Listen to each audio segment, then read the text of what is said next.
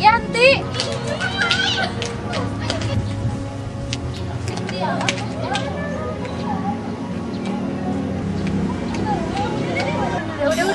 Udah. Lu lagi ya? Udah, kamu maunya apa sih? Apa sih? Ketemu Dari kemarin aku udah capek tau. Terus aja nyariin, istrikan aja nyari-nyari. Sini. Udah deh.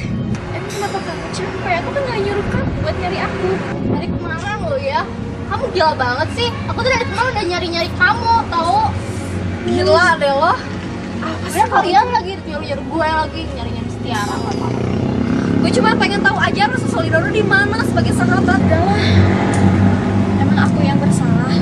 Maafin aku ya, udah bikin kamu capek. Nah gitu. Hey. Bos.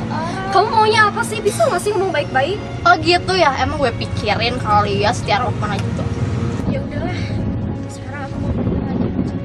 Kamu pergi kemana? Pergi mau mencari aneh. Ya udah lo pergi aja ya. Maunya apa sih? Udah ya, biarin aja. Biar dia pulang saja. Tiara. Udah lo udah Tiara nggak bego kayak gitu. Kamu tak gimana sih? Jangan gituin lo. Udah lo di sini aja. Kita mau cari Tiara lagi biar dia bisa pulang. Bener. Oh gitu ya.